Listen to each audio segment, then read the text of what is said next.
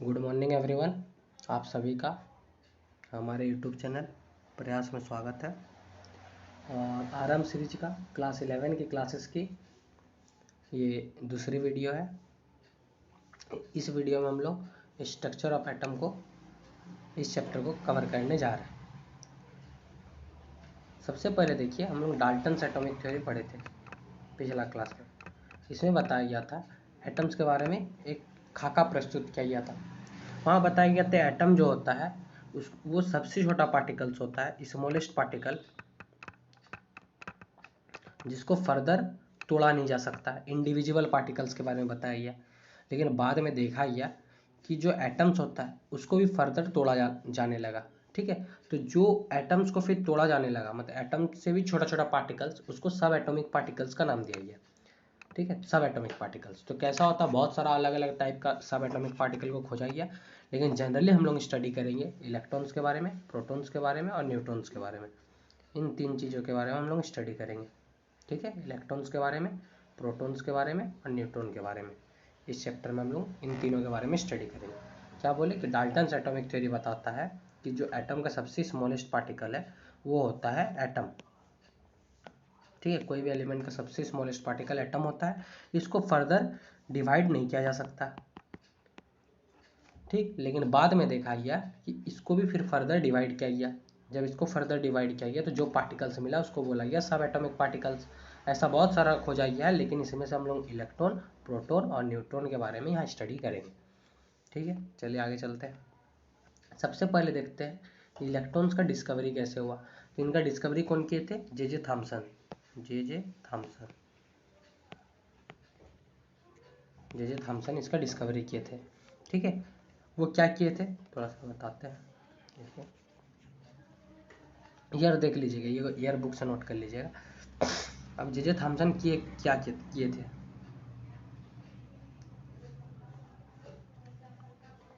देखिए, ये cathode ray tube है। ठीक, यहाँ पे ये फ्लोरोसेंट कोटिंग लगा हुआ है ZnS का, जिंक सल्फाइड का, ZnS का फ्लोरोसेंट कोटिंग लगा हुआ है। यहाँ पे आपको दो वर्ड समझना है, पहला फ्लोरोसेंट और दूसरा फोस्फोरेसेंट। पहला फ्लोरोसेंट FLUORESCENT फ्लोरोसेंट, और फोस्फोरेसेंट PHOSPHRESCENT फोस्फोरेसेंट। फ्लोरोसेंट क्या होता है, फोस्फोरेसेंट क्या होता है? कुछ मटेरियल होता है जिसमें जब लाइट गिरता है उसी टाइम वो चमकता है। जैसे आप लोग कभी हाईवे वे के सामने से जाए होंगे तो हम लोग जो रेडियम बोलते हैं, बहुत सारा नंबर प्लेट उसमें लगाया जाता है। ठीक, जैसे लाइट गिरेगा वो चमकेगा, तो उसको फ्लोरोसेंट मटेरियल बोलते हैं, उसको फ्लोरोसेंट मटेरियल बोलते हैं। कुछ पार्टिकल्स होता है जब उसमें लाइट गिरता है तो वो नहीं चमकता है, लेकिन जैसे ही लाइट का सोर्स बंद हो जाएगा तो फिर वो चमकना, वहाँ से लाइट को जो एब्जॉर्ब किया था उसको इमिट करना शुरू कर देता है। उसको बोलते हैं फोस्फोरेसेंट। ठीक है, उसको फोस्फोरेसेंट मटेरियल बोलते हैं। जिसमें हम लोग बहुत सारा जो बैंड होता है, हाथ में बैंड लगाते हैं, वो फोस्फोरेसेंट मटेरियल का होता है। ठीक है, अब देखिए यहाँ से अभी क्या क्या किया,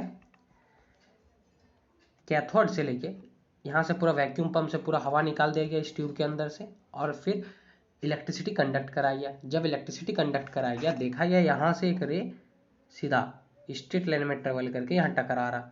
जैसे यहाँ पे टकराएगा इस फ्लोरोसेंट ZnS के ऊपर, फ्लोरोसेंट मटेरियल के ऊपर, तो वहाँ स्ट्राइक करेगा, मतलब चमकेगा। वो चमकेगा मतलब पता चलेगा यहाँ से कुछ चीज़ आके यहाँ टकरा रहा। तो इस सारे रे को कैथोड रे बोला गया, इस सारे रे को कैथोड रे बताइए। ठीक है, इस सारे रे को कैथोड रे बताइए। अब हुआ क्या, देखिए वो जो एक्सपेरिमेंट किए वहाँ देखने को क्या मिला। ये मान लेते हैं यहाँ से जा रहा था, यहाँ टकराया, तो इस पॉइंट को ए बताया गया, ये बताया गया इस ए पॉइंट में वो टकराया। अब क्या किया गया इसके ऊपर में यहाँ और यहाँ sorry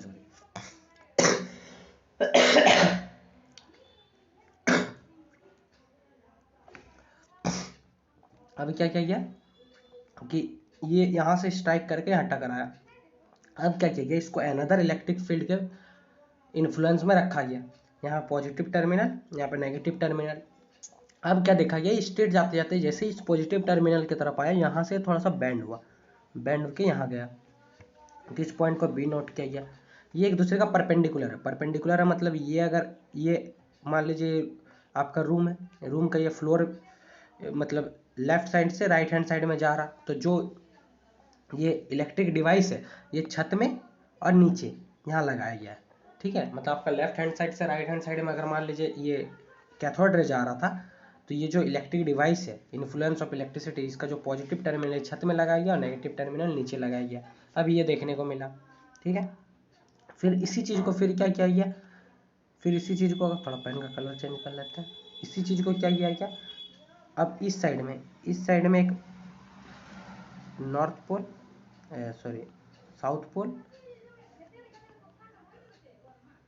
north pole magnetic field में रखा है। ये कैसे रखा गया कि ये अगर मान लीजिए आपका लेफ्ट हैंड साइड से राइट हैंड साइड है, तो आपका आगे वाला दीवार और पीछे वाला दीवार आपका फॉरवर्ड और बैकवर्ड साइड में नॉर्थ पोल और साउथ पोल को रखा गया। और फिर जब देखा गया कि जैसे जाते हैं साउथ पोल की तरफ बेंड होता है। ठीक है, इस पॉइंट को सी बताया गया। क्लियर, फिर से बता रहे हैं क्या बताया गया था, ये एक्सपेरिमेंट किया था तो क्या देखने को मिला कि कैथोड रे बिना इन्फ्लुएंस ऑफ इलेक्ट्रिसिटी या बिना इन्फ्लुएंस ऑफ मैग्नेटिक फील्ड का सीधा स्ट्रेट लाइन में ट्रेवल कर रहा था और ए में स्ट्राइक कर रहा था, ए चमक रहा था, ये पॉइंट चमक रहा था इस फ्लोरोसेंट ट्यूब का। ये फ्लोरोसेंट ट्यूब जो है इसका ए पॉइंट चमक रहा था। फिर देखा गया जैसे उसको इलेक्ट्रिक फील्ड का इन्फ्लुएंस में लाया गया तो वो पॉजिटिव टर्मिनल का तरफ थोड़ा सा बेंड कर गया और बी पॉइंट में टकराया, और जैसे उसको मैग्नेटिक फील्ड के ये में लाया गया तो साउथ पोल की तरफ बेंड किया और पॉइंट सी में टकराया। तो इससे पता चला कि जो इस कैथोड रे का जो फंडामेंटल पार्टिकल्स है, कैथोड रे जिस पार्टिकल से मिलकर बना है वो पॉजिटिव का तरफ अट्रैक्ट हो रहा, मतलब उसका जो खुद का नेचर वो नेगेटिव नेचर होगा, और इसी का नाम दिया गया इलेक्ट्रॉन्स। क्लियर है, ये चीज़ समझ में आया। ठीक है, चलिए आगे चलते हैं। तो प्रॉपर्टीज ऑफ कैथोड रे क्या हो गया, cathode ray travel in straight line from cathode to anode, cathode से लेके एनोड का तरफ स्ट्रेट लाइन में ट्रेवल करता है। देखिए कैथोड से एनोड का तरफ स्ट्रेट लाइन में ट्रेवल कर रहा। ठीक है, फिर क्या बताइए, cathode ray get deflected towards positive electrode while passing through an electric field, जब इलेक्ट्रिक फील्ड में आया तो पॉजिटिव की तरफ मूव किया, ये चीज़ समझा दिए हैं। फिर बताया cathode ray get deflected towards south pole while place in magnetic field, magnetic field में देखिए साउथ पोल की तरफ बेंड हुआ, ये भी बता दिए हैं। फिर cathode ray provide fluorescence when they strike on wall of glass tube, glass tube में जिंक सल्फेट का कोटिंग लगा हुआ है, जिंक सल्फेट का कोटिंग लगा, जैसे वहाँ पे टकराएगा वो चमका चमका तो मेरे को पता चलेगा कैथोड रे वहाँ पहुँचा है। ठीक है, तो प्रॉपर्टी, और ये जो इससे क्या पता चला कि कैथोड रे का जो प्रॉपर्टी होता है नेगेटिव टाइप का होता है, और इसी का नाम दिया गया इलेक्ट्रॉन्स, इसी का नाम दिया गया इलेक्ट्रॉन्स। ठीक है, तो ये फैक्ट्स है, ये फैक्ट्स है। इलेक्ट्रॉन का सिंबल इसे करते हैं, इसका चार्ज होता है -6.022 इंटू 10⁻19, रिलेटिव चार्ज -1 हम लोग कंसिडर करते हैं, इसका मास होता है 9.10939 इंटू 10⁻31 kg और अप्रॉक्स मार्क्स हम लोग 0 मानते हैं। ठीक है, ये प्रॉपर्टीज ऑफ इलेक्ट्रॉन हो गया। अब आते हैं डिस्कवरी ऑफ प्रोटॉन। अब प्रोटॉन को कैसे खोजा गया इसको हम लोग देखते हैं। ठीक है, अब देखिए प्रॉपर्टीज ऑफ प्रोटॉन। अब प्रोटॉन में क्या किया गया, कैनाल रे का यूज किया गया, इसको खोजने के लिए कैनाल रेज का यूज किया गया। अब जैसे ही मान लीजिए कि इलेक्ट्रॉन का खोज हुआ तो पहले तो पता था कि एटम जो होता है वो न्यूट्रल होता है, इलेक्ट्रिकली न्यूट्रल होता है, तो वहाँ पे साइंटिस्ट सबको लगा कि जब कोई चीज़ इलेक्ट्रिकली न्यूट्रल होता है और उसमें कोई ना कोई नेगेटिव टर्मिनल प्रेजेंट है, नेगेटिव प्रॉपर्टी रखने वाला कोई ना कोई एलिमेंट प्रेजेंट है, फंडामेंटल पार्टिकल्स प्रेजेंट है, तो कुछ ना कुछ तो होगा जो कि उसको बैलेंस करता है। तो इससे पता चला कि कुछ ना कुछ पॉजिटिव पार्टिकल्स भी होगा, तो उसी को खोज करने के लिए यूज किया गया इसका। इसमें क्या देखा गया कि जैसे ही कैथोड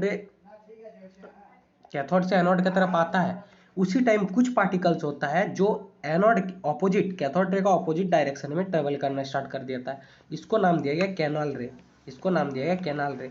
ठीक है, कैनाल रे क्या है कि एनोड से लेके, या एनोड रे भी बोलते हैं, एनोड से लेके कैथोड की तरफ जाने वाला, और यहाँ पे ZnS का लगाया गया, जिंक सल्फेट का फ्लोरेसेंट सब्सटेंस लगाया गया, यहाँ स्ट्राइक करेगा तो चमकेगा, तो उसी का ऑपोजिट चीज़ देखा गया। यहाँ पे जो चीज़ देखे थे हम लोग, यहाँ पे जो चीज़ देखे थे इसी का अपोजिट चीज़ देखा गया। क्या देखा गया, यहाँ बता देते हैं क्या चीज़ देखा गया, कि स्ट्रेट लाइन में ट्रेवल कर रहा, यहाँ पे एनोड है,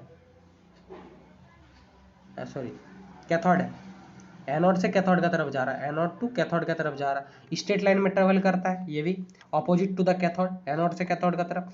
जब भी इसको इन्फ्लुएंस ऑफ इलेक्ट्रिक फील्ड रखते हैं वैसे ही, जैसे मान लीजिए आपका लेफ्ट हैंड साइड से राइट हैंड साइड जा रहा, ये रे तो ऊपर नीचे हम रखे हैं, ऊपर दीवार का ऊपर में एक पॉजिटिव टर्मिनल, नीचे नेगेटिव टर्मिनल, तो ये नेगेटिव की तरफ बेंड होगा, ठीक है। और फिर इसको अगर नॉर्थ पोल और साउथ पोल के बीच में रखा जाता है, नॉर्थ पोल और साउथ पोल के बीच में रखा जाता है, कहाँ, आपका आगे वाला दीवार में नॉर्थ पोल और पीछे वाला साउथ पोल सब एक दूसरे का परपेंडिकुलर है, ठीक है। तो ये नॉर्थ पोल की तरफ जाएगा। तो यहाँ से पता चला कि इसका जो प्रॉपर्टी होता है ये नेगेटिव की तरफ अट्रैक्ट हो रहा है, इधर अट्रैक्ट हो रहा है, तो इसका खुद का नेचर जो होता है ये पॉजिटिव नेचर का होता है, ठीक है। तो क्या बताया गया, कैनाल रे भी स्ट्रेट जाता है, अपोजिट टू द कैथोड जाता है। इलेक्ट्रिक फील्ड में जब लाएंगे तो ये नेगेटिव टर्मिनल की तरफ अट्रैक्ट होता है, मैग्नेटिक फील्ड में लाएंगे तो नॉर्थ पोल की तरफ डाइवर्ट होगा, और कैनाल रे भी फ्लोरेसेंस करता है जिंक सल्फाइड में, ठीक। इसका नाम दिया गया प्रोटॉन।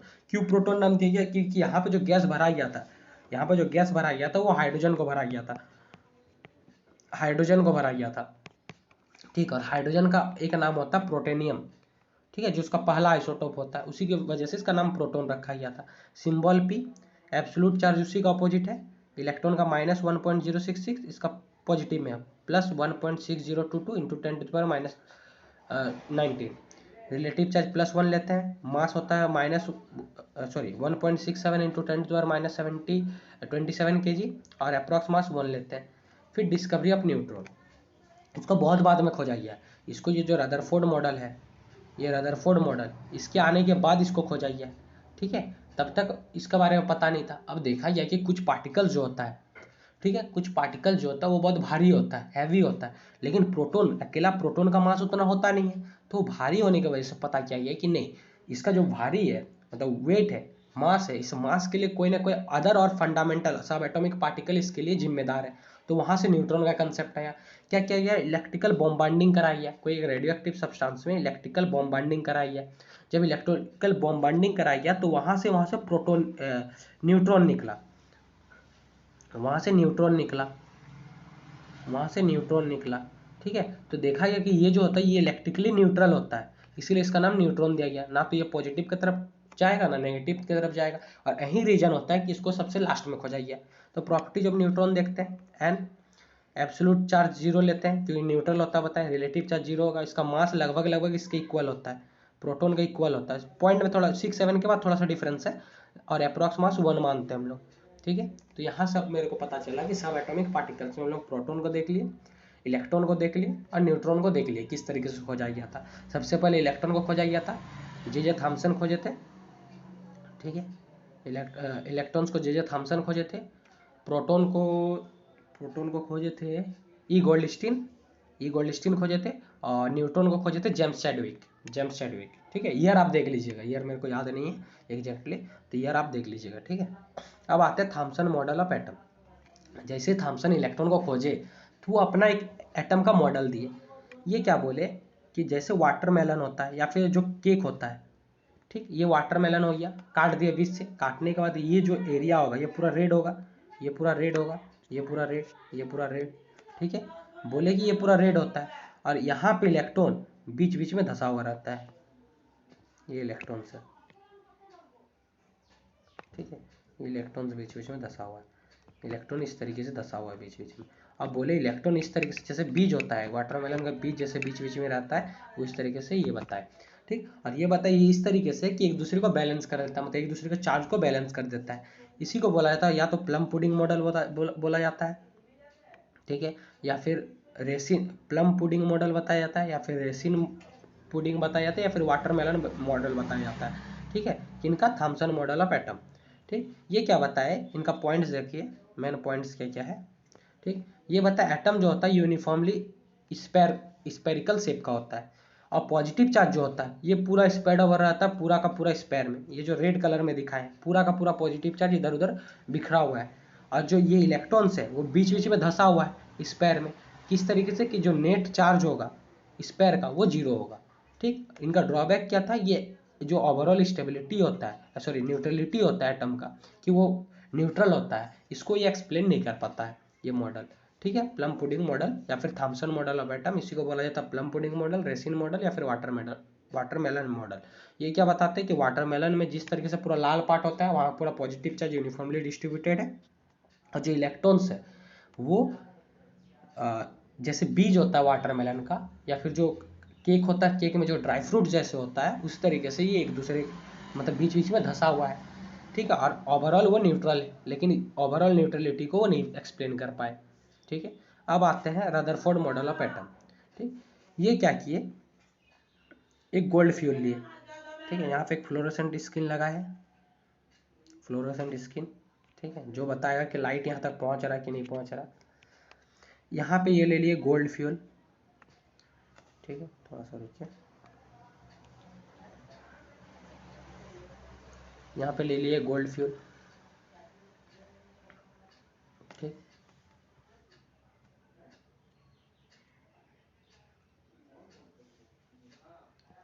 ये पॉजिटिव वाला मतलब न्यूक्लियस है,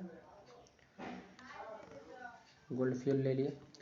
अब यहाँ से ये अल्फा पार्टिकल्स को पास करा है, अल्फा रे जो होता है अल्फा पार्टिकल्स को पास करा है।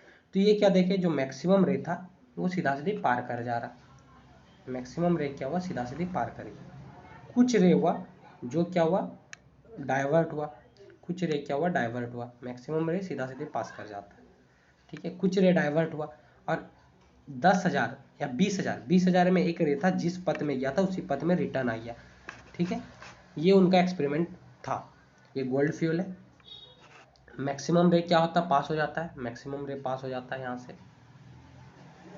ठीक है, बिना कुछ डाइवर्टेड होके। कुछ रे होता है जो कि थोड़ा सा बैंड होता है, डाइवर्जन उसमें दिखता है। और 20,000 में एक ऐसा होता है जिस पथ से गया था उसी पथ में वो रिटर्न आ जाता है, जिस पथ में गया था उसी पथ में वो रिटर्न आ जाता है, ठीक। तो ऑब्जर्वेशन क्या हुआ, most of the alpha particle passes through the gold foil, अधिकतर पास हो गया था।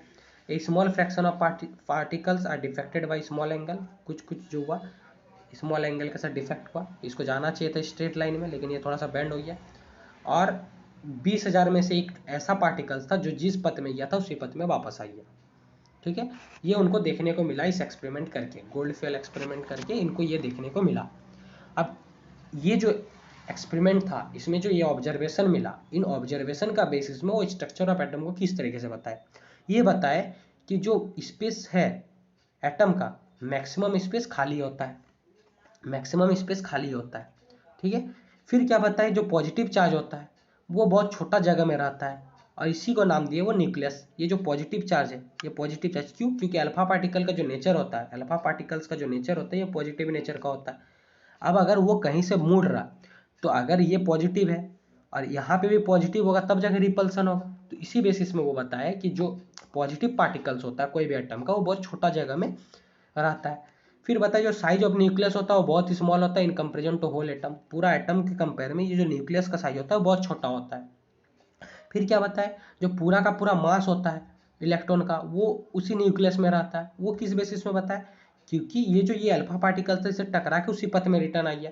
अब कोई हैवी पार्टिकल्स के साथ कोई एक छोटा चीज टकराएगा तो वो वापस आएगा, तो इसी बेसिस में वो बताए कि जो पूरा का पूरा मास होता है एटम का वो पूरा पूरी न्यूक्लियस में होल्ड होता है। फिर बताए जो इलेक्ट्रॉन्स होता है वो न्यूक्लियस के चारों ओर घूमता है, किस तरीके से घूमता है, जैसे हम लोगों का प्लानेट जो होता है अर्थ हो गया, फिर जुपिटर हो गया, मार्स हो गया, फिर मरकरी हो गया, जैसे सन के चारों ओर घूमता है वैसे इलेक्ट्रॉन न्यूक्लियस के चारों ओर घूमता है। और ये बताया जो इलेक्ट्रॉन और न्यूक्लियस होता है एक दूसरे के साथ इलेक्ट्रोस्टैटिक फोर्स ऑफ अट्रैक्शन से जुड़ा हुआ है, ठीक है, इसीलिए इलेक्ट्रॉन घूमता है, ये बताए। लेकिन जो रिलेटिव स्टेबिलिटी होता है एटम का ये नहीं बता पाए, ठीक है, रिलेटिव स्टेबिलिटी एटम का नहीं बता पाए। अब क्या नहीं बता पाए वो बता रहे। अब इनसे पूछा गया कि ठीक है हम मान लेते हैं कि ये इलेक्ट्रॉन ये मेरा न्यूक्लियस है, ठीक है, ये मेरा न्यूक्लियस है और इसके चारों ओर इलेक्ट्रॉन घूम रहा, यहाँ पे इलेक्ट्रॉन घूम रहा, इस पथ में इलेक्ट्रॉन घूम रहा, ठीक। अब इलेक्ट्रॉन जब भी घूमेगा, अब मान लीजिए आपको सुबह को खाना खिला दिया गया और आपको दौड़ने बोला गया, अब पहला टाइम दौड़िएगा 1 घंटा में 1 किलोमीटर कवर कीजिएगा, फिर अगला 1 घंटा में जाहिर सी बात है 50 मतलब 1 किलोमीटर में 1 किलोमीटर से कम कवर कीजिएगा 800 मीटर। वैसे होता तो शाम तक आप मुश्किल से 200 मीटर 100 मीटर भी कवर नहीं कर पाइएगा। तो ये बताइए कि जब भी इलेक्ट्रॉन घूमता है तो इसका एनर्जी लॉस होता है, जब एनर्जी लॉस होगा तो ये अपना पथ को छोटा करेगा, पथ को छोटा करेगा, पथ को छोटा करेगा और एक ऐसा टाइम आएगा कि ये जो पॉजिटिव न्यूक्लियस के साथ जाके इलेक्ट्रॉन टकरा जाएगा और जैसे ही ये टकराएगा तो वो डिस्ट्रॉय हो जाएगा, एटम स्टेबल रहेगा ही नहीं। दूसरा चीज क्या बताएंगे कि क्योंकि ये पॉजिटिव चार्ज पार्टिकल है और इलेक्ट्रॉन नेगेटिव चार्ज पार्टिकल है तो इन दोनों के बीच में तो अट्रैक्शन लग रहा है, ये अट्रैक्शन की वजह से जो फोर्स ऑफ अट्रैक्शन लग रहा है, इस अट्रैक्शन की वजह से इलेक्ट्रॉन तो यहाँ पे आकर चिपक जाएगा, और जैसे चिपकेगा तो इस एटम का जो स्टेबिलिटी है वो डिस्ट्रॉय हो जाएगा। तो इनको ये समझा नहीं पाया, इनका मॉडल इसको समझा नहीं पाया कि एटम जो स्टेबल रहता है क्यों रहता है, ये चीज़ नहीं बता पाए। क्लियर? चलिए आगे चलते हैं। ठीक है, यहाँ तक समझ में आया? दो मॉडल पढ़ चुके हम लोग, इसके बाद बोर्स मॉडल पढ़ेंगे, लेकिन उसके पहले कुछ चीज़ हम लोग को पढ़ाना है। थॉमसन मॉडल ऑफ एटम पढ़ चुके हैं, रदरफोर्ड मॉडल ऑफ एटम पढ़ चुके हैं। अब आते हैं हम लोग कुछ चीज़ पे। एटॉमिक नंबर क्या होता है? Number of proton in the nucleus of an atom.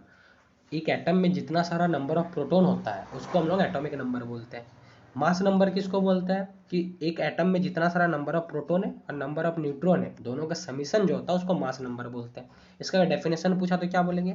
Atomic number क्या होता है? The number of proton present in a nucleus of an atom is known as atomic number of that atom. Mass number क्या हो जाए? The sum of number of proton and number of neutron present in an atom is known as mass of number. ठीक है, तो isotope क्या होता है? कुछ एटम्स होता है जिसका एटॉमिक नंबर सेम होता है, एटॉमिक नंबर सेम होता है लेकिन मास नंबर डिफरेंट होता है, तो उसको हम लोग आइसोटोप्स बोलते हैं। एग्जाम्पल क्या हो गया? Carbon 12, carbon 14।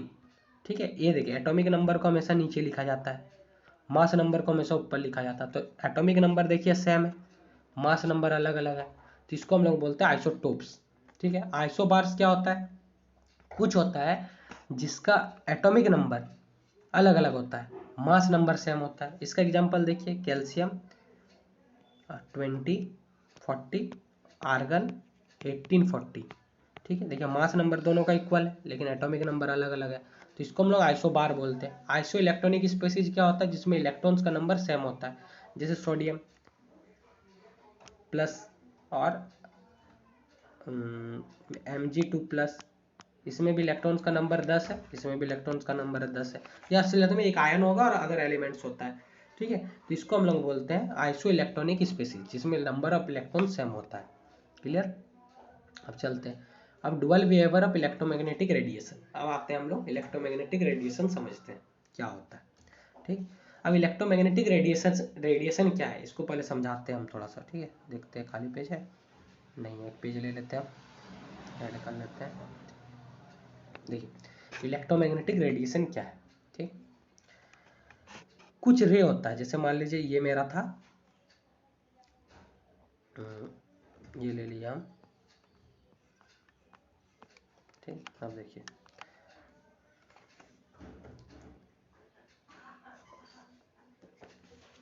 ये बनता है, जो इलेक्ट्रोमैग्नेटिक रेडिएशन होता है जब भी इलेक्ट्रिक फील्ड और मैग्नेटिक फील्ड को एक दूसरे का परपेंडिकुलर रखा जाता है। क्या बोले? जब भी इलेक्ट्रिक फील्ड और मैग्नेटिक फील्ड को एक दूसरे का परपेंडिकुलर रखा जाता है तो इसका फॉर्मेशन होता है, लेकिन एक बार बन जाने के बाद इसमें कोई इफेक्ट नहीं होता है। ठीक है, जैसे मान लीजिए ये हम ले लिए। ठीक, अब यहाँ से हम बेस तैयार किए। ठीक है, ये मेरा इलेक्ट्रिक फील्ड के लिए हम लिए, एक दूसरे का परपेंडिकुलर है। ठीक है, यह मैग्नेटिक फील्ड के लिए है। ठीक, अब यहाँ से जो रे है ये मेरा इलेक्ट्रिक वेव्स हो गया और ये मेरा मैग्नेटिक वेव्स हो गया। ठीक है, ये मेरा मैग्नेटिक वेव्स हो गया, ये इलेक्ट्रिक वेव्स हो गया। यहाँ पे थोड़ा दिक्कत हो रहा समझने में, आप थोड़ा सा अच्छा से समझिए कि एक मान लीजिए आप जिस रूम में है उसका लेफ्ट हैंड साइड से राइट हैंड साइड में ये प्लेन, लेफ्ट हैंड साइड से राइट हैंड साइड वाला प्लेन है। ठीक है, और इसके ऊपर में मतलब ऊपर साइड गया रे और फिर अंदर से जाके फिर नीचे साइड गया, और ये जो है ये प्लेन जो है दूसरा वाला, इस प्लेन वाला, ये आपका फ्रंट से लेके बैकवर्ड्स में है। ठीक, और वहां पे कैसे गया? ठीक है, ये आपका जो सरफेस है मतलब जमीन जो है उसके परपेंडिकुलर वहां से जा रहा। इन दो रे जब भी ऐसा आएगा तो एक रे का फॉर्मेशन होता है, एक रेडिएशन का फॉर्मेशन होता है, उसको बोलते हैं इलेक्ट्रोमैग्नेटिक रेडिएशन। इलेक्ट्रिक फील्ड और मैग्नेटिक फील्ड के इन्फ्लुएंस में इस रेडिएशन का फॉर्मेशन होता है, इसलिए इसको इलेक्ट्रोमैग्नेटिक रेडिएशन बोला जाता है।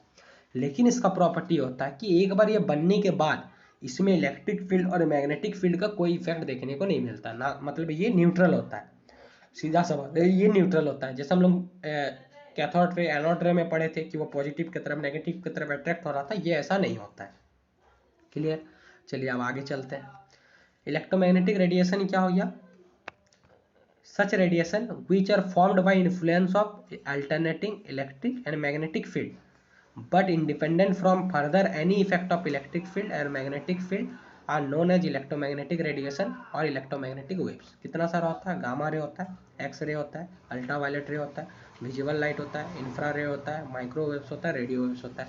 जब इसको हम लोग अरेंज करते हैं, ठीक है, जब अरेंज करते हैं यहाँ से लेके यहाँ तक, तो इसको हम लोग बोलते हैं इलेक्ट्रोमैग्नेटिक स्पेक्ट्रा।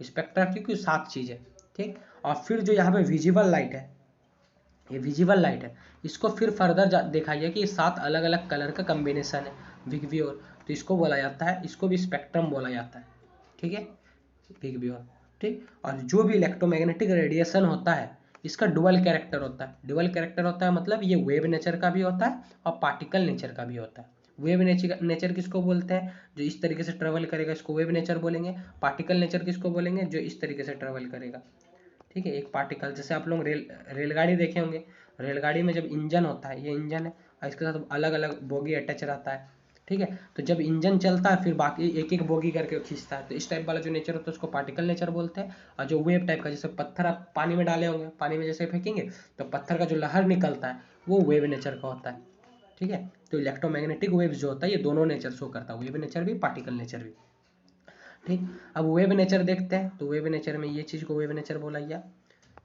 कि ये इस टाइप का होता है, इस टाइप का होगा, ठीक है।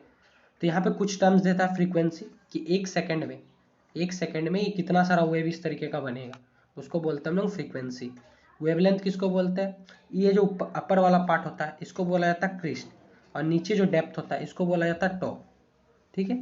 यहाँ से लेके यहाँ तक का डिस्टेंस होगा, ये वाला पूरा डिस्टेंस, या फिर यहाँ से लेके यहाँ तक का जो डिस्टेंस होगा, ठीक, इसको बोला जाता है वेवलेंथ, ठीक। The distance between two crest and थो इज नोन एज वेवलेंथ, ठीक है, लगातार वाला।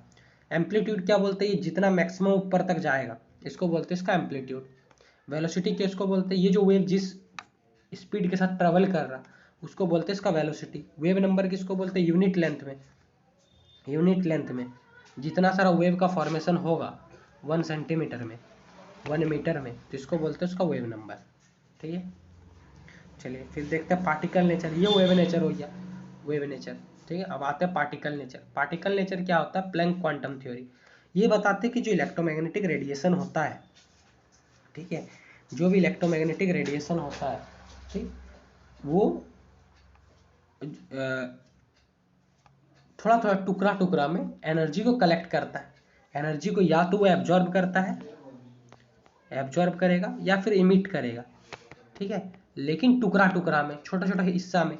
और जब पूरा का पूरा हिस्सा को मिला देंगे तो उसका नाम दिया गया क्वांटा, ठीक है, सॉरी क्वांटम। और छोटा छोटा जो हिस्सा, नहीं, छोटा छोटा जो हिस्सा होता है उसको क्वांटम नाम दिया गया, और जो पूरा पूरी मिला के बोलेंगे उसको क्वांटा नाम दिया गया, ठीक है। कि वो बोले कि पैकेट ऑफ एनर्जी होता है। जैसे मान लीजिए एक बिस्किट लेंगे, बिस्किट पैकेट ले लेंगे, तो पूरा जो पैकेट में जैसे 5 बिस्किट है, 10 बिस्किट है, तो वो जो पूरा ग्रुप होगा उसको नाम दिया गया क्वांटा।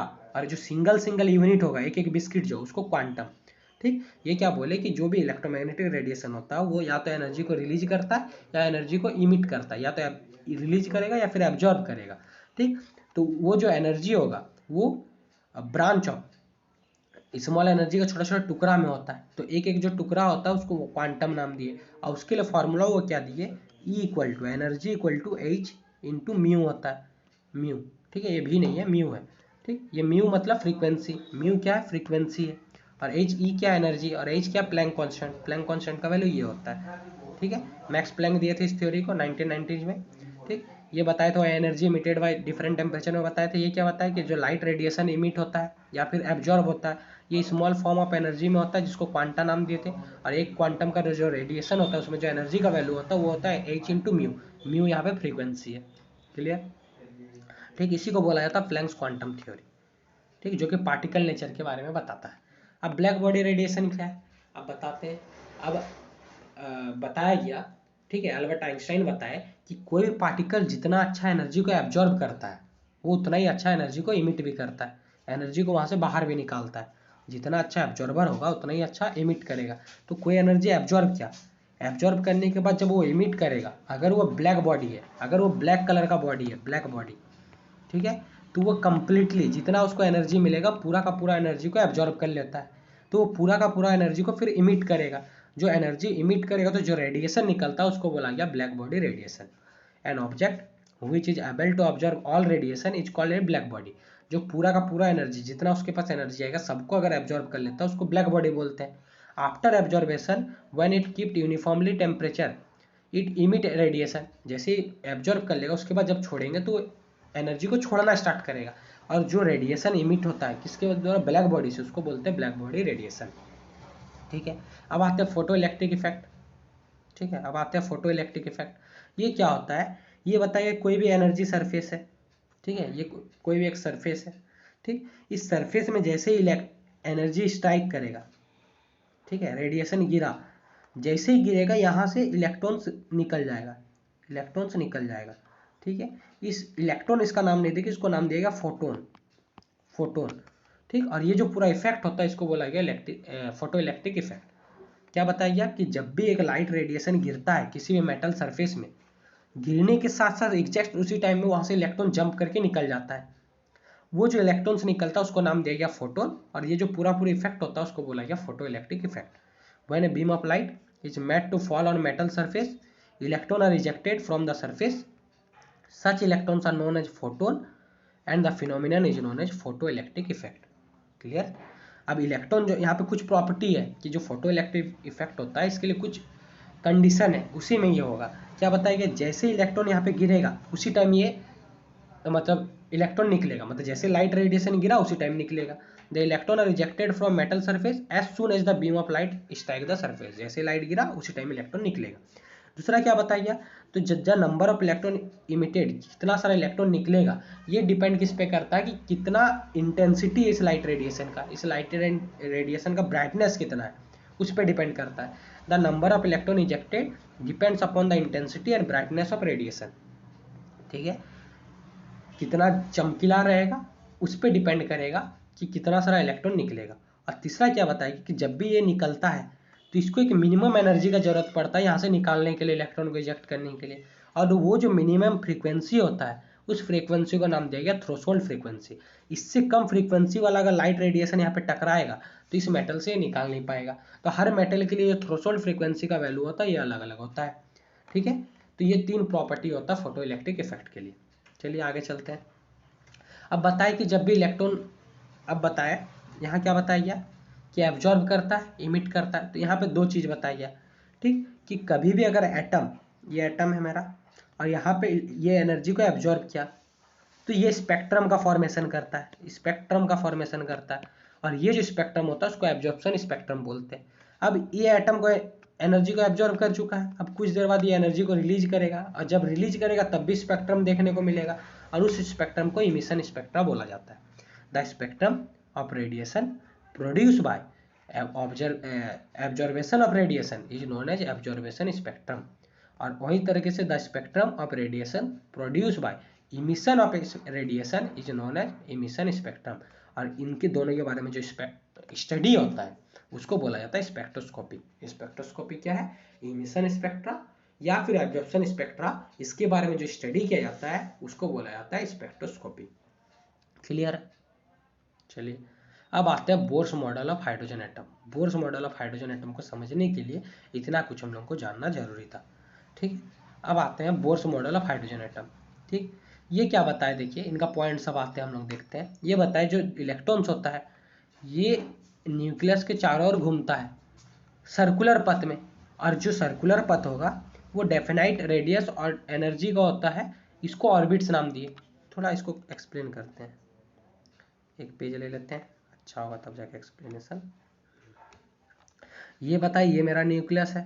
रदरफोर्ड क्या बताए थे कि जो इलेक्ट्रॉन्स होता है वो इलेक्ट्रॉन्स इंडिपेंडेंटली घूमता है। जैसे जो हम लोगों का अर्थ है ये सन के चारों ओर जिस तरीके से सोलर सिस्टम में रोटेट कर रहा है, या अदर प्लैनेट जिस तरीके से सोलर सिस्टम में सन के चारों ओर रोटेट कर रहा, उसी तरीके से जो इलेक्ट्रॉन्स होता है वो न्यूक्लियस के चारों ओर रोटेट करता है। बोर्स बोले ऐसा नहीं होता है, वो बोले कि हर एक फिक्स्ड रेडियस का अलग अलग पथ होता है, इस पथ का नाम वो ऑर्बिट दिए।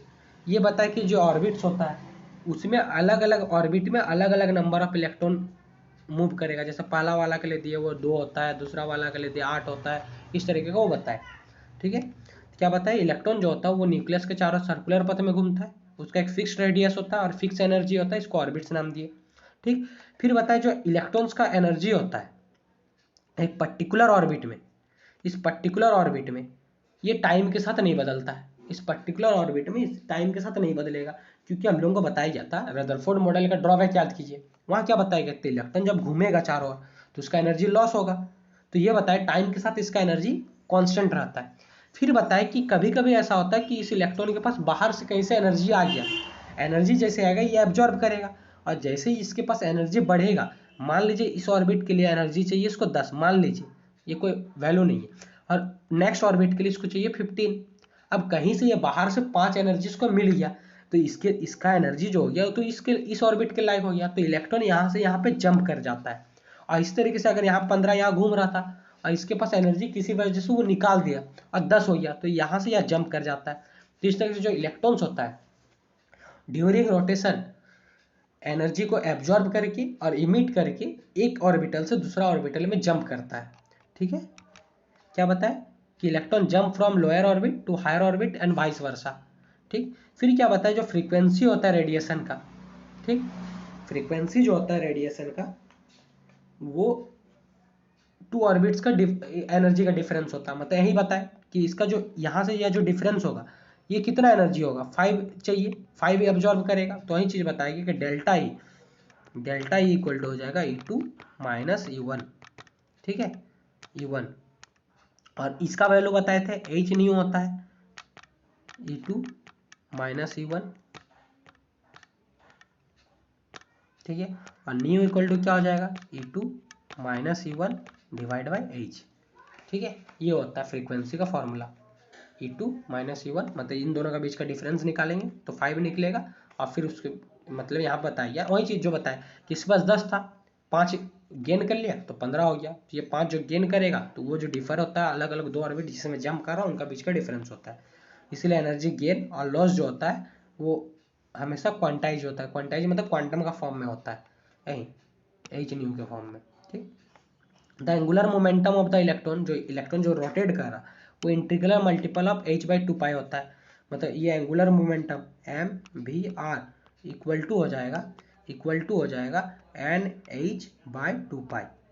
ये mvr एंगुलर मोमेंटम का फॉर्मूला है, n प्रिंसिपल क्वांटम नंबर होता है, अब आगे देखेंगे प्रिंसिपल क्वांटम नंबर क्या होता है। ठीक है, नंबर ऑफ सेल कितना सारा सेल है, और h/2π हो जाएगा। ठीक है, इसका मल्टीपल होता है। फिर the radius of the particular orbit given by, इसका फॉर्मूला होता है एनर्जी, मतलब एक पर्टिकुलर और ये इस ऑर्बिट का रेडियस का फॉर्मूला और इसमें एनर्जी कितना होगा इसके लिए फॉर्मूला है। ठीक है, तो आइए बताते हैं रेडियस के लिए फॉर्मूला क्या है, आर इक्वल टू, देख लेते हैं मेरे को याद नहीं है, थोड़ा सा देखते हैं।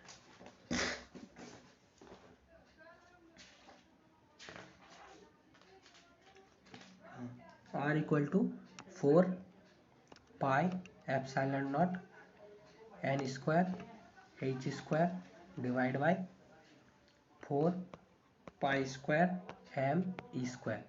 ठीक है, यहाँ पे 4 पाई एप्सिलॉन ये कांस्टेंट है, एन तो नंबर ऑर्बिट है, एच हो गया प्लैंक कांस्टेंट, एम हो गया मास ऑफ इलेक्ट्रॉन, और ये हो गया इलेक्ट्रॉन्स का चार्ज ऑफ इलेक्ट्रॉन। ठीक, और एनर्जी के लिए फॉर्मूला क्या है ये भी लिख लीजिएगा आप लोग, इसको स्क्रीनशॉट ले लीजिएगा। ठीक है, एनर्जी के लिए हो गया आपका formula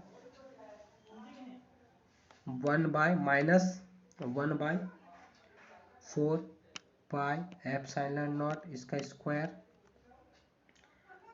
2 pi square M E का power 4 divide by N square H square, इसका स्क्रीनशॉट ले लीजिएगा आप लोग।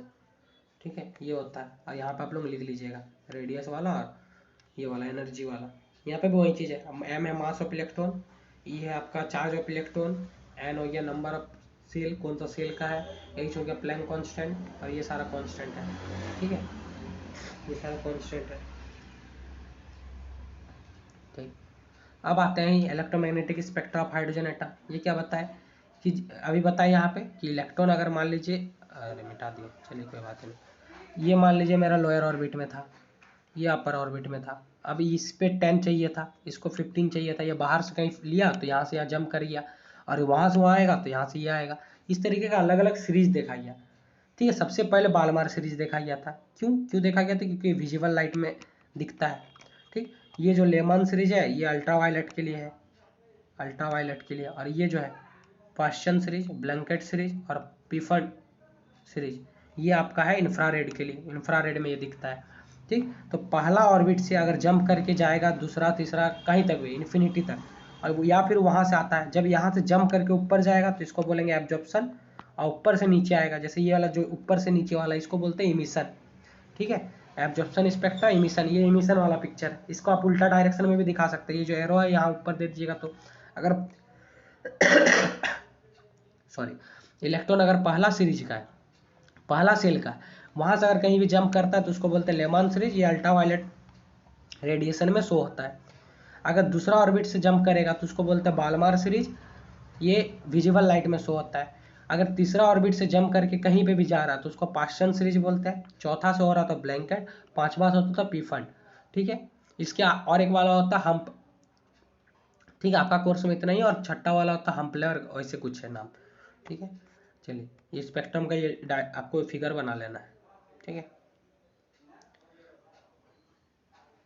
ठीक,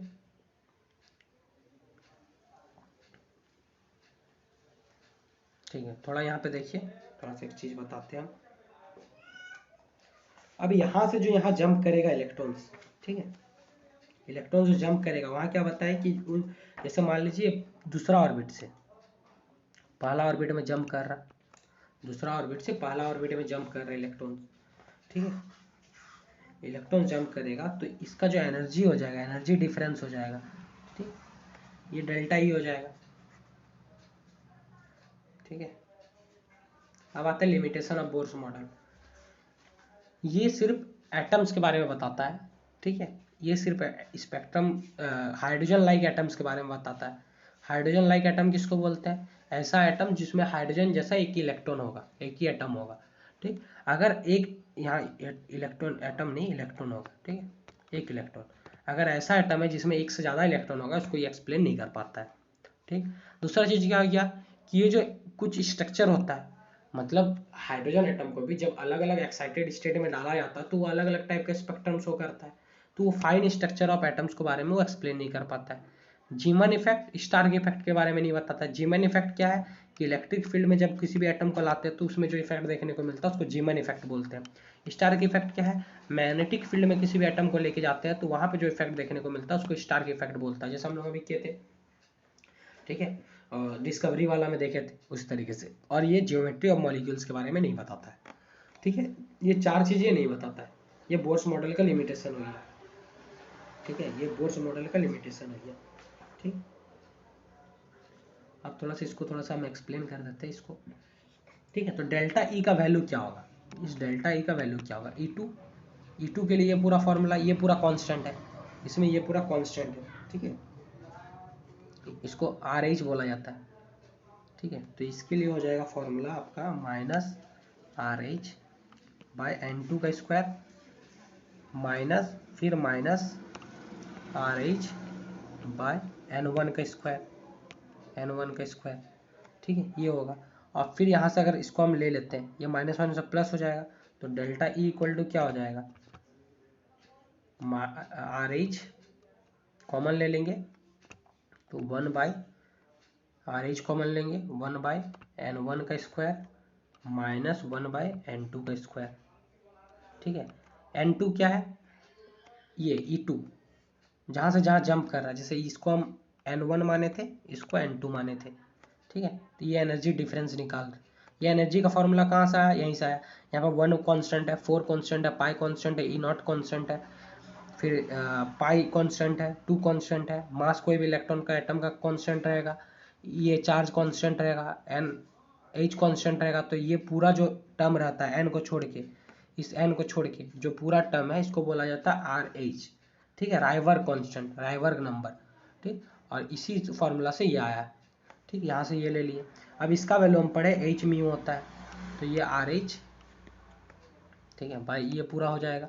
और म्यू इक्वल टू क्या हो जाएगा? ये डिवाइड हो जाएगा एच से। ठीक है, बस यही चीज़, ये एक्सप्लेनेशन। ठीक, और ये जो आर एच का वैल्यू होता है, ये जो आर एच का वैल्यू होता है, यहाँ लिख देते हैं। ये आर एच का वैल्यू क्या होता है, इसको आपको याद रखना है 1.0967 इंटू 10⁻⁷ ये होता है आर एच का वैल्यू। ठीक है, अब आता है dual metal of matter, D Broglie's equation. ठीक, ये क्या बताते हैं, बताते हैं जिस तरीके से रेडिएशन का, इलेक्ट्रोमैग्नेटिक रेडिएशन का डुअल नेचर होता है, मतलब वो पार्टिकल नेचर और वेव नेचर दोनों शो करता है। इस तरीके से मैटर जो होता है, मास पार्टिकल्स होता है, उसका भी दो नेचर होता है, डुअल नेचर होता है, वो भी पार्टिकल्स और वेव्स दोनों का नेचर शो करता है। ठीक है, डी ब्रोगलीज बताए थे। In 1924, French de Broglie proposed that matter also like radiation, so dual behavior particles as well as wave। Particles nature भी होता है, वेव नेचर भी होता है। ठीक, और ये क्या बताए कि जो वेवलेंथ होता है किसी भी पार्टिकल्स का, ये जो वेवलेंथ होता है, वेवलेंथ इक्वल टू होगा, ठीक है, इसी को डी ब्रोगलीज इक्वेशन बोला जाता है। ठीक है, ये होता है आपका H/m/v, ठीक है, या फिर H/p मोमेंटम। ठीक, ये वेलोसिटी है। H क्या गया, प्लैंक कांस्टेंट हो गया, m हो गया मास, ये v हो गया वेलोसिटी। ये बताए, ये रिलेशन बताए थे, और इन्हीं रिलेशन का जो ये इक्वेशन है, इसी इक्वेशन को बोला जाता है डी ब्रोगलीज इक्वेशन। ठीक, ये क्या बताया, जो पार्टिकल्स होता है वो भी दो नेचर का, मैटर जो होता है वो भी दो नेचर का शो होता है, पार्टिकल्स भी। ठीक, पार्टिकल नेचर भी शो करता है, वेव नेचर भी शो करता है। और इसके लिए वो फॉर्मूला दिए, जो वेवलेंथ होता है वो होता है H/mv या फिर H/p। p क्या है, मोमेंटम है। ठीक, और ये जो इक्वेशन होता है इसी को बोला जाता है डी ब्रोगलीज इक्वेशन। ठीक, अब आते हैं हेजनबर्ग अनसर्टेनिटी प्रिंसिपल। ये क्या बताते हैं, ये बताते हैं कोई भी छोटा पार्टिकल्स, जैसे मान लीजिए हम तो बहुत बड़ा पार्टिकल्स है। अब हम या फिर आप चलना स्टार्ट कर रहे हैं, तो आप जिस स्पीड के साथ चल रहे हैं और आपका पोजीशन, आप कहाँ पे एग्जैक्ट है, जीपीएस से ट्रैक होता है ना, तो एग्जैक्ट हम बता सकते हैं। लेकिन कोई भी छोटा पार्टिकल्स, माइक्रोस्कोपिक पार्टिकल्स हो जाएगा, जैसे कि इलेक्ट्रॉन्स, वो जब मूव करेगा तो उसका एक ही टाइम में हम उसका मोमेंटम और उसका जो एग्जैक्ट पोजीशन होता है, पोजीशन और स्पीड या वेलोसिटी या फिर मोमेंटम एक साथ हम नहीं बता सकते। ठीक है, क्लियर, कि कोई भी एक छोटा पार्टिकल्स रहेगा, माइक्रोस्कोपिक पार्टिकल्स रहेगा, उसका एक ही साथ मोमेंटम और पोजीशन एक साथ नहीं निकाला जा सकता है। ये बताए थे हाइजेनबर्ग, बताए थे। इसी को बोला जाता है अनसर्टेनिटी, मतलब या तो मोमेंटम में सर्टेनिटी नहीं रहेगा या फिर पोजीशन में सर्टेनिटी नहीं रहेगा। किसी एक को हम निकाल पाएंगे तो दूसरा हम एक साथ नहीं निकाल पाएंगे। ठीक है, it state that is impossible to determine exact position and momentum of a microscopic particles like electrons। ठीक है, मैथमेटिकली इसका फॉर्मूला क्या होता है कि डेल्टा एक्स या अनसर्टेनिटी इन पोजिशन है into delta P, uncertainty in position equal to होता है H/4π। ठीक है, ठीक, ये होता है इसका मैथमेटिकल एक्सप्रेशन। ठीक है, फिर डेल्टा पी को करेंगे तो डेल्टा एम इंटू वी करेंगे, डेल्टा एक्स, एम बाहर निकल जाएगा, M equal into delta X into delta V equal greater than H/4π। ये भी फॉर्मूला आता है। ठीक है, क्योंकि मास तो कांस्टेंट होगा लेकिन वेलोसिटी चेंज होगा। तो ये बताता है एक ही साथ हम पोजीशन और मोमेंटम कोई भी पार्टिकल्स का एक साथ नहीं निकाल सकते। कौन सा पार्टिकल, माइक्रोस्कोपिक पार्टिकल्स, बहुत छोटा छोटा पार्टिकल। बड़ा पार्टिकल्स का निकाल सकते हैं बड़ा पार्टिकल्स का निकाल सकते हैं, छोटा छोटा पार्टिकल्स का नहीं निकाल सकते। ठीक है, अब आते हैं स्कॉन्फिगर वेव इक्वेशन। ये क्या है कि जब देखा गया कि जो पार्टिकल्स होता है, मैटर्स होता है, मैटर का सबसे कंपोनेंट एटम है, तो वो पार्टिकल वेव नेचर का भी होता है, तो उसमें उसका वेरियस सॉल्यूशन निकाला गया और उस सॉल्यूशन का बेसिस में बताया गया, एक इक्वेशन दिया गया। ठीक है, वेरियस ये के हिसाब से एक इक्वेशन दिया गया। ठीक,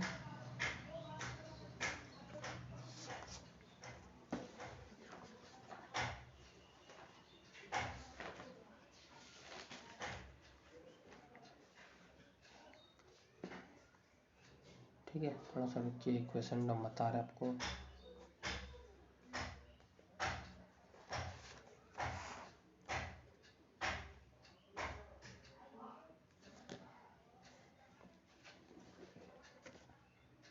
दो मिनट के लिए रुकिए, ठीक है, थोड़ा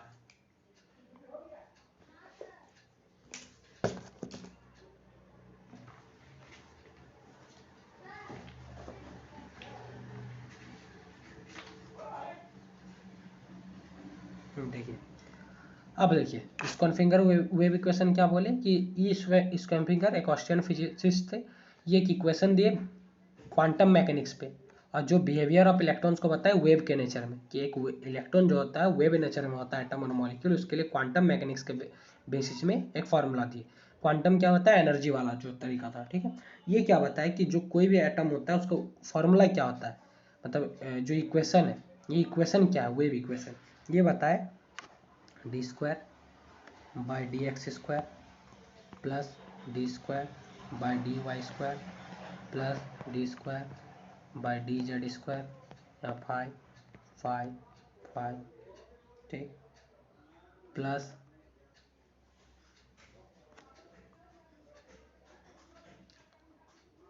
देखिए थोड़ा और छोटा करना पड़ेगा ना, थोड़ा बड़ा हो जा रहा, हटेगा नहीं।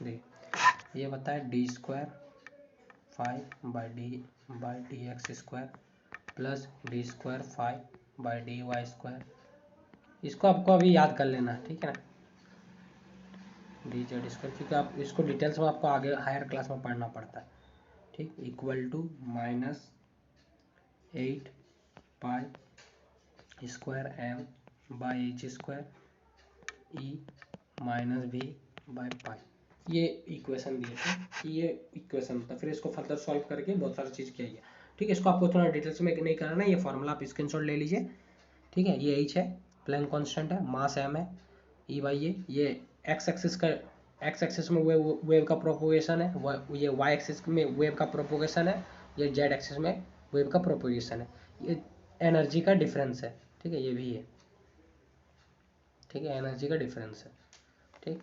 इसको आप ऐसे ले लीजिए स्क्रीनशॉट और इसको लिख लीजिएगा, इसको याद कर लीजिएगा, ठीक। फर्दर हायर क्लास में आपको इसको डिटेल्स में पढ़ना पड़ता है, अब सिर्फ आपको सिर्फ इक्वेशन जानना है इसमें, ठीक।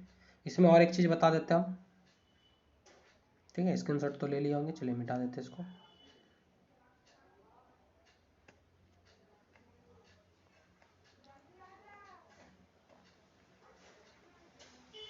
नहीं एक पेज ले लेते हैं। यहाँ पे जो ये होता है, ये जो होता है इसको मैथमेटिकल ऑपरेशन बोलते हैं, ठीक है, लैप्रेसियन ऑपरेशन बोला जाता है इसको, ठीक है। ये वैल्यू होता है इसको लैप्रेसियन ऑपरेटर बोला जाता है, लैप्रेसियन ऑपरेटर, ठीक है। तो इसकी जगह पूरा लिया जाएगा, कॉमन ले लेंगे तो वहाँ से ये इक्वेशन आ जाता है, ठीक है। इस फॉर्म में भी इसको लिखा जाता है, तो आपको थोड़ा डिटेल्स में नहीं देखना। आप क्वांटम नंबर्स पे आते हैं, अब आते हैं क्वांटम नंबर्स के बाद नंबर पे, ठीक। तो क्वांटम नंबर क्या है कि एक सेट ऑफ 4 नंबर का सेट है, जो इस कॉन्फिगर वेव इक्वेशन किए थे, ठीक है, उसी को जब सॉल्यूशन किया गया तो उसमें 4 नंबर के बारे में एक सेट आया। ये चारों जो नंबर होता है ये एक साथ अगर देखेंगे, या नंबर जो होता है ये बहुत सारा इन्फॉर्मेशन एटम के बारे में बता देता है, ठीक है, एक एटम्स के बारे में बहुत सारा जानकारी देता है, तो उसको क्वांटम नंबर बोलते हैं, ठीक है। Set of 4 numbers which give all information about, क्या क्या इन्फॉर्मेशन देता है, देखिए shell number, sub shell number बताएगा, ऑर्बिटल्स का नंबर बताएगा, फिर electron accommodate a particular shell, sub shell और ऑर्बिटल, इसका मतलब क्या है, एक पर्टिकुलर सेल में कितना सारा इलेक्ट्रॉन रह सकता है, एक पर्टिकुलर सब सेल में कितना सारा इलेक्ट्रॉन रह सकता है, एक पर्टिकुलर ऑर्बिटल में कितना सारा इलेक्ट्रॉन रह सकता है, इसके बारे में वो जानकारी देता है। इसके अलावा क्या देता है, शेप एंड ओरिएंटेशन, कि कोई पर्टिकुलर ऑर्बिटल का शेप क्या होगा, उसका ओरिएंटेशन क्या होगा, इसके बारे में जानकारी देता है। इसके साथ रेडियस और एनर्जी के बारे में बताता है। तो इतना सारा चीज़ जो बताता है, 4 नंबर का सेट है। पहला हो गया प्रिंसिपल क्वांटम नंबर, इसको एन से डिनोट करते हैं। दूसरा हो गया ज्योमेट्रिकल क्वांटम नंबर, इसको एल से डिनोट करते हैं। तीसरा हो गया मैग्नेटिक क्वांटम नंबर, इसको एम से डिनोट करते हैं। चौथा हो गया स्पिन क्वांटम नंबर, इसको एस से डिनोट करते हैं, ठीक है। तो ये जो पूरा सेट होता है इसको क्वांटम नंबर बताता है। ये एटम्स के बारे में बहुत सारा हम लोग को जानकारी प्रोवाइड करता है, ठीक। अब आते हैं प्रिंसिपल क्वांटम नंबर, इसको एन से डिनोट करते हैं और इसका वैल्यू जो होता है 1 2 3 इस तरीके से जाएगा, ठीक। अब ये बताता क्या क्या है, ये बताता है सेल के बारे में, पर्टिकुलर सेल के बारे में, ठीक। अगर 1 है तो ये के सेल है, 2 है तो एल सेल है, 3 है तो एम सेल है, फिर एन सेल है, इस तरीके से बताता है, ठीक। सेल के बारे में बताता है। फिर ये क्या बताता है कि एक सेल में पर्टिकुलर कितना सारा ऑर्बिटल प्रेजेंट रहता है, ठीक। तो उसके लिए फॉर्मूला दिया जाता है एन स्क्वायर, एन का वैल्यू अगर 3 पुट करेंगे तो 3 का स्क्वायर कितना हो जाएगा 9, तो कितना सारा सेल हो जाएगा 9 हो जाएगा। ठीक है, उसके बाद ये बताता है कि एक पर्टिकुलर सेल में कितना सारा इलेक्ट्रॉन्स रहेगा, तो इसके लिए फॉर्मूला दिया गया 2n²। ठीक है, जैसे बोर्स मॉडल में हम लोग पढ़ते हैं ना,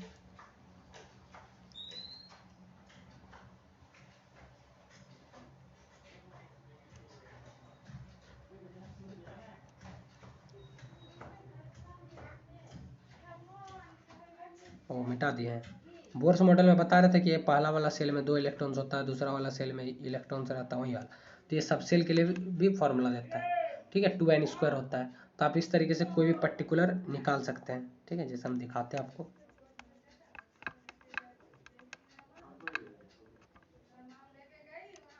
ये सेल 1 डाल दिए, तो वहाँ पे इलेक्ट्रॉन्स, नंबर ऑफ इलेक्ट्रॉन्स, ये n का वैल्यू 1 हो गया, इसका k हो गया नोटेशन।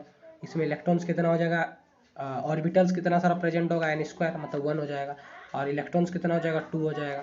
दूसरा सेल के लिए, एल सेल के लिए, नंबर ऑफ ये कितना हो जाएगा 2 2 4, ये हो जाएगा 8 इलेक्ट्रॉन मैक्सिमम रहता है, मैक्सिमम ऑर्बिटल 4 होता है। ठीक है, इस तरीके से आप निकाल लीजिएगा। ठीक है, फिर होता है ज्योमेट्रिकल क्वांटम नंबर, इसको एल से डिनोट करते हैं, और इसका जो वैल्यू होता है -0 to n-1, 0 to n-1 होता है। ये किसके बारे में बताता है, ये सब सेल के बारे में बताता है, ये सब सेल्स के बारे में बताता है, उसका नोटेशन के बारे में बताता है। ठीक है, इसको किस मतलब नोटेशन में क्या होगा, एस होगा, पी होगा, डी होगा, एफ होगा। ठीक है, एस पी डी एफ जो होता है वो आता है। ठीक है, इसके बाद ये क्या बताता है कि कितना सारा इलेक्ट्रॉन रहता है, इलेक्ट्रॉन कितना सारा प्रेजेंट होगा, कितना सारा इलेक्ट्रॉन प्रेजेंट होगा एक पर्टिकुलर सब सेल में। ठीक है, ये बताएगा। फिर बताएगा कितना सारा ऑर्बिटल प्रेजेंट होगा, कितना सारा ऑर्बिटल प्रेजेंट होगा एक पर्टिकुलर सब सेल में, ये बताता है ये। ठीक है, ये 4 चीज़ बताता है, इसका वैल्यू 0 से लेकर n-1 होता है। क्लियर। ठीक है, ये हो गया। फिर होता है मैग्नेटिक क्वांटम नंबर, इसको डिनोट करते हैं m से। इसका वैल्यू क्या होता है, इसका वैल्यू होता है -L2 + L। ठीक है, ये क्या क्या बताता है, ये क्या क्या बताता है, ऑर्बिटल्स के बारे में बताता है, ऑर्बिटल्स के बारे में बताता है। दूसरा क्या हो गया, ये ऑर्बिटल्स के बारे में बताता है। दूसरा क्या हो गया, ये शेप के बारे में बताता है कि एक ऑर्बिटल का शेप क्या होता है। ठीक है, ये बताता है। तीसरा क्या हो गया, ये बताता है कि एक ऑर्बिटल में मैक्सिमम कितना इलेक्ट्रॉन्स रह सकता है, maximum electron in a particular orbital, ये बताता है। ठीक है, ये 3 चीज़ बताता है। क्लियर। फिर आता है इसका शेप के लिए जगह छोड़े, शेप बताएंगे अभी। फिर आता है कि स्पिन क्वांटम नंबर, ये ओरिएंटेशन बताता है, ओरिएंटेशन बताता है। ये बताता है कि एक पर्टिकुलर ऑर्बिटल में 2 इलेक्ट्रॉन्स रहेगा, एक दूसरे का एंटी पैरेलल स्पिन में रहेगा, जो इस तरीके का डायरेक्शन में रहता है। ये जो ये डायरेक्शन होगा इसके लिए इसका वैल्यू होता है +12, और ये जो ये डायरेक्शन होता है इसके लिए होता है -12। क्लॉकवाइज के लिए +12, एंटी क्लॉकवाइज के लिए -12 होता है वैल्यू। ठीक है, ये स्पिन क्वांटम नंबर हो गया, ये चारों नंबर होता है। अब यहाँ बताया गया कि एस ऑर्बिटल, जो एस ऑर्बिटल होता है, एस ऑर्बिटल, ठीक है, एस ऑर्बिटल, इसका शेप होता है स्पेरिकल शेप, इसका शेप होता है स्पेरिकल। ठीक है, ये एक्स एक्सिस होता है, ये वाई एक्सिस होता है, ये जेड एक्सिस होता है, इसका स्पेरिकल शेप होता है। फिर आता है पी ऑर्बिटल, फिर आता है पी ऑर्बिटल। ठीक है, पी ऑर्बिटल में 3 होता है, पी एक्स होता है, पी वाई होता है, पी जेड होता है। ठीक, तो पी ऑर्बिटल का शेप होता है डम्बल शेप, ये शेप होता है इसका डम्बल शेप। पी एक्स मतलब जो एक्स एक्सिस है, ये वाई एक्सिस, ये वाई एक्सिस लिए थे, ये जेड एक्सिस लिए थे, तो एक्स एक्सिस में ये डम्बल एग्जिस्ट करेगा। पी वाई में क्या हो जाएगा, जहाँ ना जहाँ कौन, वाई एक्सिस में ये होगा। और पी जेड में क्या हो जाएगा, जेड में क्या हो जाएगा, ये जेड एक्सिस में हो जाएगा, ये जेड एक्सिस में हो जाएगा। क्लियर। फिर होता है डी ऑर्बिटल, डी ऑर्बिटल का शेप क्या होता है, डबल डम्बल शेप होता है, इसका होता है डबल डम्बल। ठीक है, डबल डम्बल, इसका शेप इस तरीके का होता है। रुकिए थोड़ा सा,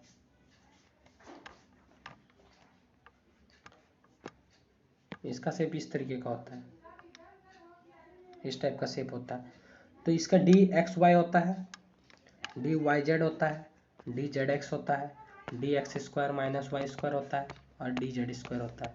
ठीक है, डी जेड स्क्वायर होता है। डी एक्स वाई का स्ट्रक्चर बताते हैं, है पेज नहीं है ना, ले लेते हैं। एक डी एक्स वाई के लिए 2 3 4 5, ठीक।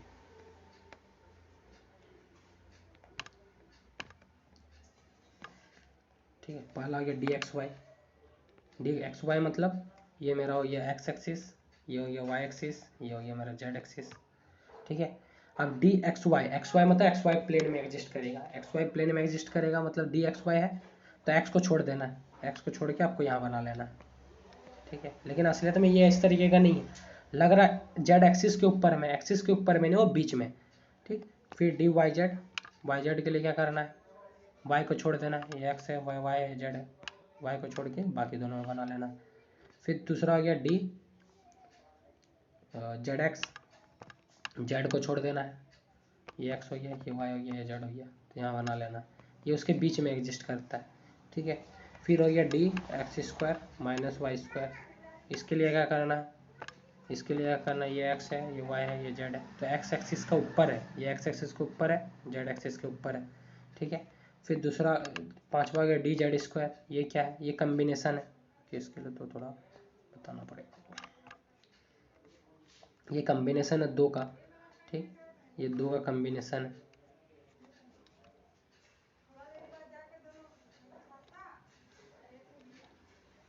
ठीक, ये दो कम्बिनेशन है। देखिए पहला हो गया D Y square minus Z square, तो वाई स्क्वायर ये हो गया, जेड स्क्वायर ये हो गया, और फिर D Z square minus x square, Z square ये हो गया, और एक्स स्क्वायर ये हो गया। इन दोनों का कम्बिनेशन होगा तो क्या हो जाएगा, जेड ये गोल हो जाएगा, और जेड स्क्वायर में और एक बार रिपीट सब में है तो इसी के लिए गोल, और ये हो गया डी जेड स्क्वायर।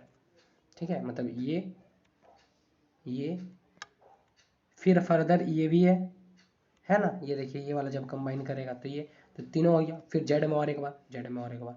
ठीक है, तो ये हो गया, तीन दोनों का कम्बिनेशन होता है। ठीक है, स्पिन क्वांटम नंबर समझा दिया। अब आते हैं पॉलीज एक्सक्लूसिव रूल। ये क्या बताते हैं, पॉली बताते हैं कि कोई भी अगर हम पर्टिकुलर एटम का दो इलेक्ट्रॉन को लेके आ गए, दो इलेक्ट्रॉन को निकाल लिए और उसका चारों क्वांटम नंबर का वैल्यू निकाले हम, चारों क्वांटम नंबर मतलब प्रिंसिपल क्वांटम नंबर का वैल्यू लिख लिए, एजियोमेट्रिक क्वांटम नंबर का वैल्यू लिख लिए, मैग्नेटिक क्वांटम नंबर का वैल्यू लिख लिए, और चौथा हो गया आपका स्पिन क्वांटम नंबर। तो चारों का चारों एग्जैक्ट इक्वल हो ही नहीं सकता है। ठीक है, ये क्या बताए कि no two electrons in a particular atom have all four quantum number भी इक्वल।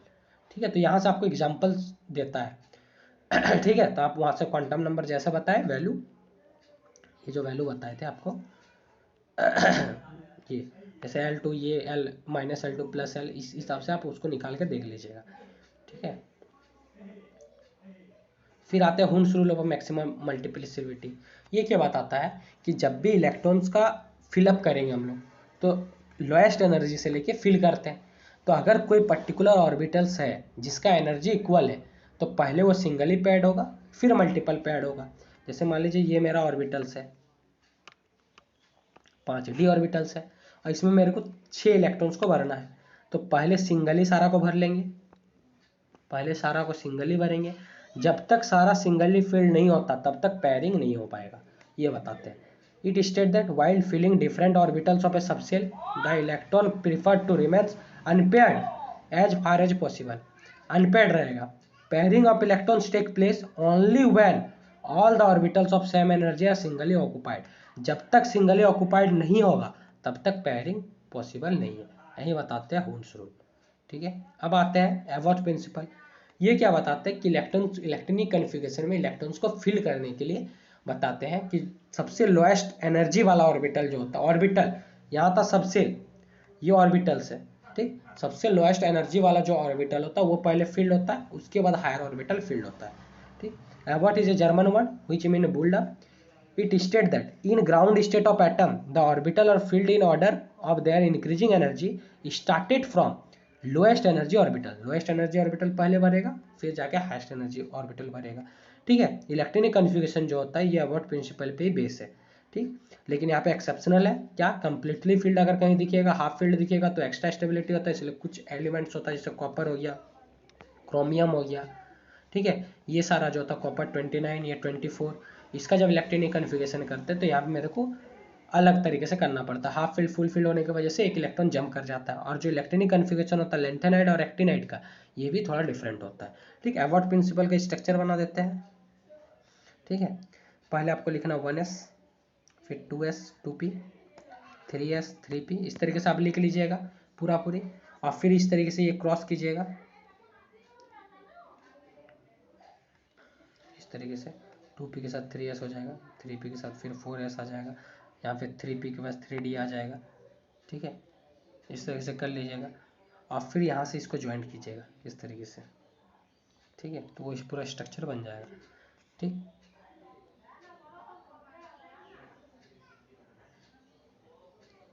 ठीक है। या फिर इसका स्ट्रक्चर हम आपको एक फ़ोटो खींच के टेलीग्राम ग्रुप ज्वाइन कर लीजिए, वहाँ पे हम इसको ये कर देंगे। ठीक है, तो यहाँ पे आप लोगों का चैप्टर ख़त्म होता है। Thank you. और टेलीग्राम ग्रुप को ज्वाइन कर लीजिए, डिस्क्रिप्शन में लिंक है, इंस्टाग्राम में हम लोगों को फॉलो कर सकते हैं। ठीक है, और लाइक कीजिए, शेयर कीजिए और सब्सक्राइब कीजिए, ज़्यादा से ज़्यादा शेयर कीजिए, अपने दोस्तों तक पहुँचाइए। ठीक है, और जनरली ये क्लास में हम लोग कंसेप्ट से क्लियरिटी तो देख रहे हैं, आपको नोट्स भी बना लेना है। और जहाँ तक हम चाहते हैं कि आप लोग जब भी रिवीजन कीजिएगा तो रिवीजन में इस चैप्टर को देखिएगा, तो आप लोगों का बहुत सारा चीज़ क्लियर हो जाएगा। रिवीजन में मस्ट है, रिवीजन के बेसिस में आप इस चैप्टर को देख ही सकते हैं। जब भी आपका एग्जाम सामने होगा आप इस चैप्टर को रिवीजन के बेसिस में देख ही सकते हैं, क्योंकि 1-1.5 घंटा में हम पूरा का पूरा चैप्टर को हर एक डायमेंशन से एनसीईआरटी के बेस में कवर कर रहे हैं। ठीक है, तो शेयर कीजिए, लाइक कीजिए, सब्सक्राइब कीजिए, ज़्यादा से ज़्यादा लोगों तक पहुँचाइए। ठीक है, थैंक यू, जय हिंद।